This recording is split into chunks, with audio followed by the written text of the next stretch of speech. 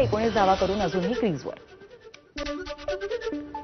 5व्या कसोटीच्या पहिल्या दिवसाअखेर भारताच्या 6 विकेट्स गमावून 204 धावा. करुण नायर आणि वॉशिंग्टन सुंदरने 52 धावांची भागीदारी करत भारताचा डाव सावरला. पावसामुळे पहिल्या दिवसाचा खेळ लवकर थांबवण्यात आला.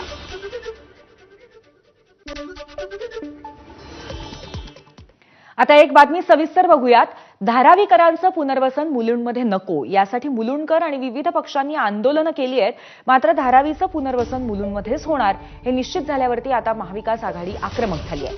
आज महाविकास आघाडीच्या वतीने मुलुंड बंदची हाक देण्यात आली आहे. तसंच एक दिवसीय लाक्षणिक उपोषण सुद्धा करण्यात येणार आहे. काँग्रेस प्रवक्ते राकेश शेट्टी यांच्या नेतृत्वात हे आंदोलन आज होत आहे. मुलुंड बंदचे लावलेले बॅनर्स प्रशासनाने हटवले, तर मात्र काँग्रेस उपोषणावरती ठाम आहे. महाविकास आघाडीच्या या मुलुंड बंदला मुलुंडकरांनी संमिश्र प्रतिसाद दिलाय. काही ठिकाणी दुकानं बंद, तर स्टेशन परिसरामध्ये दुकानं चालू असल्याचं पाहायला मिळतंय. याचाच आढावा घेतलाय आमचे प्रतिनिधी प्रशांत बढी यांनी.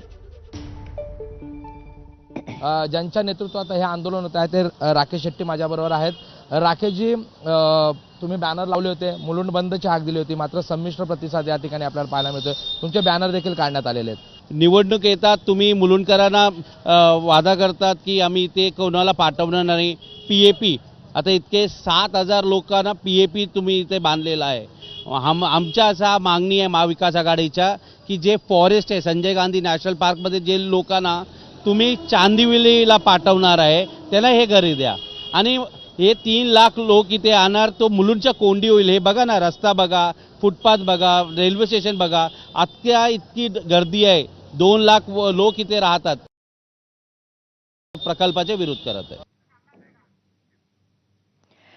पुण्याच्या रस्त्यावर असलेल्या खड्ड्यांमुळे एका ज्येष्ठ नागरिकाचा मृत्यू झाला. औंध परिसरातली राहुल हॉटेल समोरची घटना आहे.